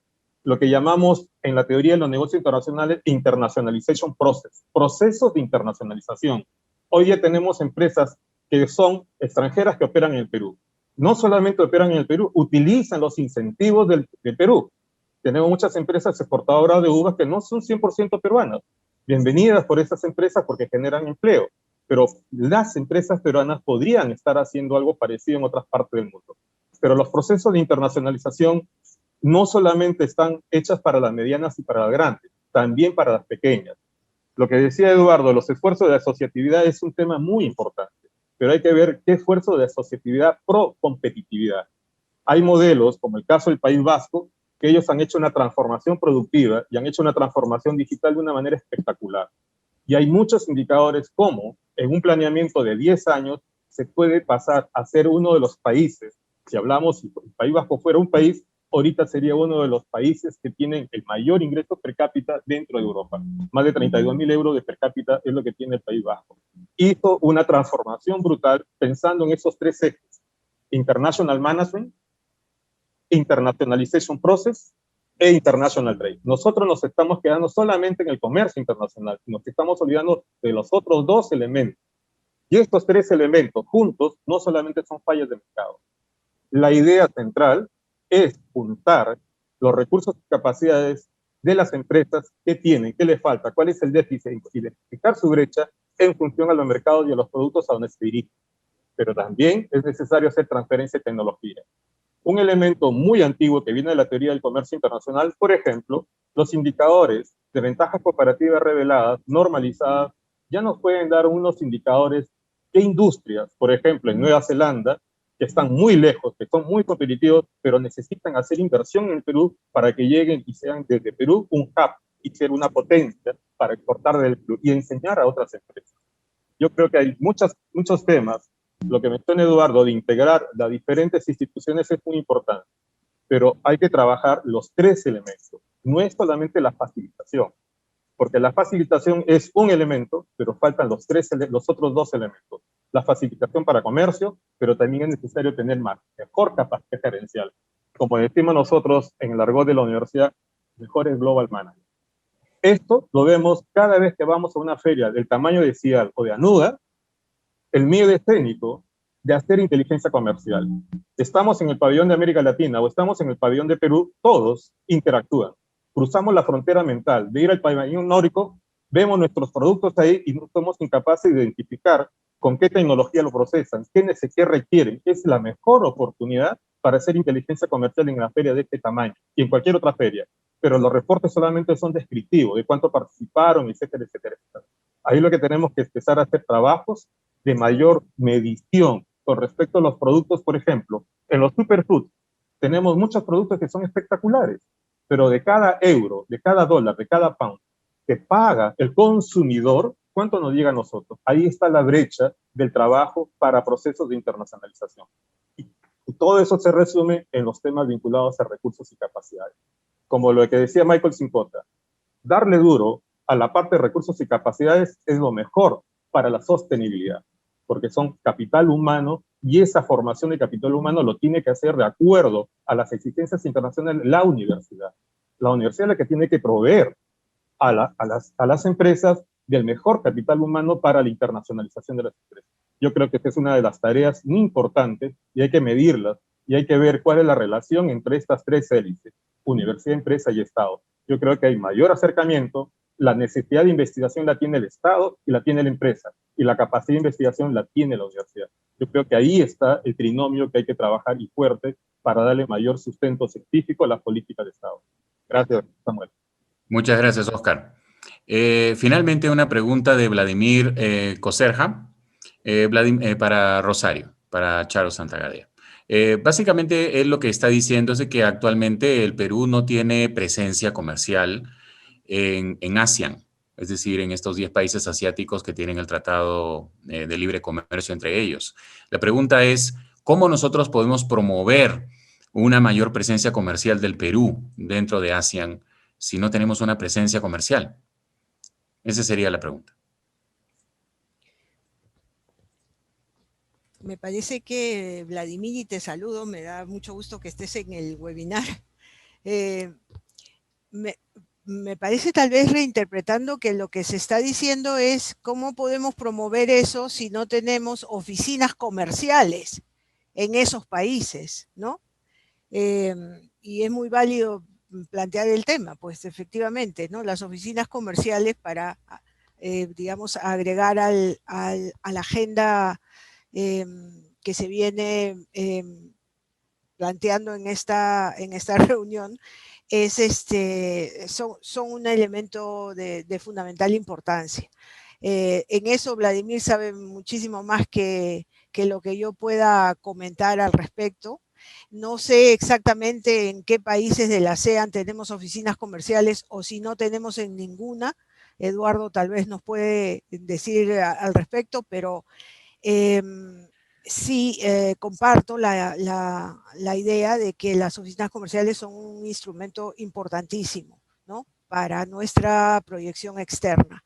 Es más, en algunos países, incluso en China me parece, ¿no?, se ha tratado de reforzar la oficina comercial con un funcionario que específicamente ve los temas de los protocolos sanitarios, ¿no?, y su negociación. Que es también un aspecto neurálgico para todo lo que son las exportaciones, las agroexportaciones. Pero yo quisiera en estas últimas palabras hacer alusión a un tema. Como vemos, la agenda es amplísima, ¿no? Pero hay también los temas de, digamos, más de aspectos más microeconómicos y de aspectos más macroeconómicos. En la parte tal vez un poco más macro, lo que el aspecto clave en el cual hay que centrar, a mi juicio, es la competitividad y la productividad como agenda central. Nosotros hemos hecho una comparación entre el Perú y las 16 economías de Asia y Oceanía, miembros de APEC, en la cuenca del Pacífico, con base en los 12 pilares del Índice Global de Competitividad. Y la realidad que eso nos refleja es que solamente en uno de esos 12 pilares, el Perú tiene una posición top, que es el pilar de estabilidad macroeconómica, donde efectivamente hemos avanzado muchísimo. Pero en los otros 11, el Perú está entre penúltimo o último en posición vis a vis de esas 16 economías de Asia y Oceanía. Es decir, vis a vis del otro lado del Pacífico, somos últimos o penúltimos en, por ejemplo, en el índice global somos penúltimos. En infraestructura somos penúltimos. En innovación somos últimos. En tecnologías de información y las comunicaciones, igualmente, tenemos el último lugar. En habilidades, igualmente, el último lugar. En el índice de competitividad logística, el penúltimo puesto con respecto a estas 16 economías. Y ya hemos visto la gran diferencia que hay en materia de las tasas de crecimiento de la productividad con respecto a ellas, ¿no? Entonces, eso es la agenda, digamos, central que tenemos y que se ve mucho más patente cuando nos comparamos no con los vecinos, no con los de más o menos similar nivel de desarrollo, sino con este grupo de economías con las cuales nos queremos relacionar, que son las de Asia-Pacífico, y en donde la brecha aparece muy grande. Ahora, ¿cómo acortar la brecha? Obviamente, hay una agenda interna, pero también hay la agenda del comercio, la inversión y la cooperación. Y también se ha dicho en esta reunión que no solamente debemos ver el comercio, ¿no? Debemos ver la inversión y debemos ver la cooperación. Por ejemplo, en cooperación está todo el tema de ciencia y tecnología, ¿no? Que es importantísimo, ¿no? De frente a lo que ya estamos viviendo, que es la cuarta revolución industrial. Pero el tema de las inversiones es clave, porque eso es lo que nos va a llevar al cambio de la estructura productiva. Y en ese sentido, eso también tiene una expresión de alguna manera territorial, porque estamos, cuando menos desde mi aproximación, estamos tratando de insertarnos en la cuenca del Pacífico, ¿no? De tener una participación en este espacio dinámico de la economía mundial. Y para ello tenemos que ver también los aspectos de conectividad y los aspectos de cómo ponemos en valor nuestro lugar en el planeta, es decir, nuestra posición geográfica, ¿no? Que es esta idea del hub para el comercio internacional. Ahora, tanto Mechi lo ha mencionado como Eduardo también, el tema del puerto de Chancay. Hay que efectivamente mirar esto con mucha atención y hacer trabajos alrededor y aportar a que esto se convierta en efectivamente el ancla de ese corredor económico transpacífico al cual podría aspirar el Perú, y en donde en este lado tuviéramos la zona económica especial tecnológica, por ejemplo, como le está mencionando Eduardo, o de manufacturas y con inversión con inversión china, de manera que podemos no solamente empezar a exportar productos aislados, sino insertarnos en cadenas de forma de avanzar en aspectos de productividad, competitividad, innovación y demás, que es lo que nos está faltando. Entonces, yo creo que la agenda es de corto plazo, es de largo plazo, es microeconómica y es macroeconómica. Pero si no tenemos planeamiento estratégico, ¿hacia dónde vamos? Entonces, puede parecer un poco fuera de lugar hablar del año 2050 con la cantidad de problemas que tenemos en el 2021, pero estamos en el bicentenario, ¿verdad? Y entonces esa es una invitación a que renovemos nuestra posibilidad de pensar a largo plazo y de ir construyendo ese futuro desde ahora. Ese sería mi comentario final. Muchas gracias. Muchísimas gracias, Rosario. Perdón. Muchísimas gracias, Rosario. Quiero agradecer a ambos ponentes por su participación y, por supuesto, a los panelistas, a Rosario Santagadea, a Oscar Malca, Mercedes Arauz, a Eduardo Ferreiros, por su participación y por las discusiones. También al público presente, muchísimas gracias por su interés, por su participación también. Y bueno, solamente me restaría invitarlos para nuestra nueva edición de las charlas del Bicentenario. La siguiente en la agenda del Bicentenario es el ensayo de desarrollo y desafíos del ecosistema de emprendimiento en el Perú, que estará a cargo de la profesora Karen Weinberger y Camilo Ortiguiera. Así que están muy invitados a que participen el día 16 de marzo. ¿Ok? Muchísimas gracias a todos por su participación, por su presencia y que tengan una excelente noche. Muy amables. Gracias.